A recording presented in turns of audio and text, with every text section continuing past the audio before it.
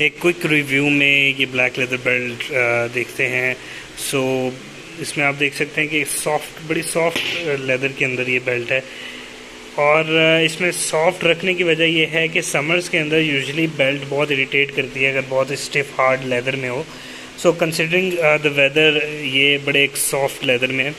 And अगर इसका breakdown आपको दिया जाए तो इसमें जो टॉप फुल ग्रेन लेदर की एक सॉफ्ट लेयर है जो कि बड़ी थिन होती है। यहाँ से आप देख सकते हैं एक थिन लेदर लेयर के साथ नीचे कंफर्टेबल लेदर लाइनिंग ऐड की हुई है। सो एक लग्जरी सॉफ्ट लुक है। एंड लाइनिंग एंड बकल का जो शेड साथ जा रहा है एक बहुत ही कैजुअल लुक भी इसमें लेके आता है। बड़ी सॉफ्ट एंड ड्यूरेबल बेल्ट है लेदर में।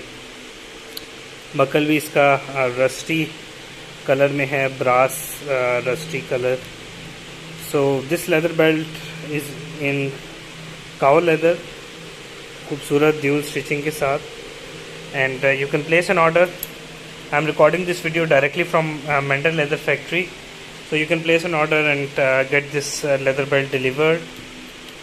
A very decent belt, and something that goes with all kind of dresses, all seasons belt, very comfortable for summers.